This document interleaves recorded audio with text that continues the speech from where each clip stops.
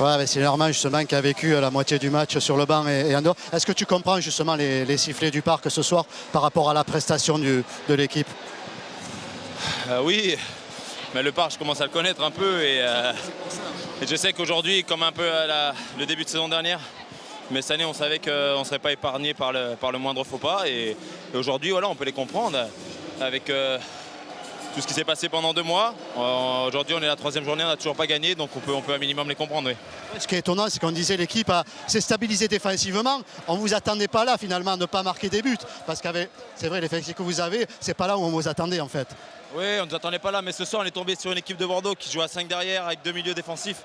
C'était pas évident de passer. On a peut-être manqué de jus, de profondeur pour pouvoir les inquiéter. Maintenant, ils ont défendu très bas.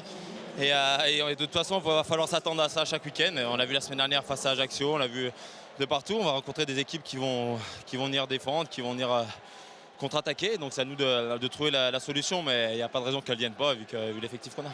Justement, qu'est-ce qu'on doit attendre maintenant de la part des joueurs, de la part du collectif? Parce que c'est collectivement que ça doit se régler un petit peu ça. Qu'est-ce qu'on doit attendre maintenant du collectif parisien? Moi je pense qu'il faut aller peut-être, de ce que je peux voir aussi de côté, hein, c'est d'aller un peu plus vite vers l'avant, de limiter le nombre de passes. C'est ce que le coach nous demande, c'est ce qu'on travaille beaucoup à l'entraînement. Maintenant, il faut l'appliquer sur le terrain et on a beaucoup d'individualités qui peuvent faire, je dirais, la différence. Mais vous savez, avant de tirer de la différence, il faut que le collectif freine. Et ce soir, ou même dans le futur, le collectif, je pense, sera plus important que les individualités. Ouais, Ludo Obraniak nous disait justement à la mi-temps que vous commenceriez à tourner en deuxième partie de championnat. Mais bon, est-ce que Paris peut se permettre justement d'attendre ce moment-là? Aujourd'hui, on ne peut pas se permettre. Autant les saisons précédentes peut-être, mais aujourd'hui, on ne peut pas se permettre d'attendre. On est déjà, si on regarde aujourd'hui, on est déjà à 6 points du premier. Et aujourd'hui, voilà, on n'est pas dans l'urgence, mais il ne va pas falloir traîner quand même pour ne pas prendre trop de retard. Okay, merci, Sylvain, merci à toi. Et tu as fait un match époustouflant. Du gars, il nous disait que tu avais été grand, techniquement, des transversales, des montées.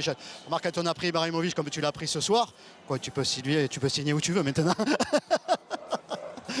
Non, je suis content. Déjà, le principal, c'était de ne pas prendre de but, de faire un gros match, surtout au parc. Et voilà, de tenir en échec cette grosse équipe de Paris. On savait que ça allait être difficile. Nous, on est à l'extérieur. C'était l'objectif de repartir avec quelque chose ce soir. Ouais, on trouve que les équipes ont du mal à jouer face à votre organisation, surtout à vos 3 dans l'axe, à 5 derrière. C'est vrai, quelle est la complication que vous leur posez justement aux attaquants? Et sur un match comme ça, on sait qu'ils ont une équipe avec un potentiel offensif important. Donc on a mis 3 grands dans l'axe justement pour bien prendre Ibrahimovic. On a fait les 2 premiers matchs à 4 derrière, ça s'est bien passé. Là, il fallait un peu durcir cette défense et c'est ce qu'on a fait. Les milieux ont fait leur travail, donc c'est bien. Comment on peut expliquer ce renouveau de Bordeaux? Vous avez eu du mal à démarrer depuis l'année dernière et maintenant, on sent vraiment une équipe, on sent que tous les joueurs maintenant, c'est des phénomènes. Ouais, pas des phénomènes, je dirais pas ça, mais en tout cas, ouais, les joueurs sont en confiance. On a retrouvé nos bonnes sensations. On est sur la continuité de la fin de saison dernière. Voilà, on a bien commencé, on n'a pas changé le groupe et voilà, pourvu que ça dure. On n'a pas changé. Mais oui, qu'est-ce qu'on peut dire maintenant? C'est ton dernier match ce soir qu'on a vu avec. C'est dommage de les quitter à ce moment-là. Hein. Exactement, c'est ce que je disais au coach. Je suis heureux de partir à la Lazio parce que c'est un grand club, mais voilà, je suis un peu dégoûté parce que j'aime ce groupe.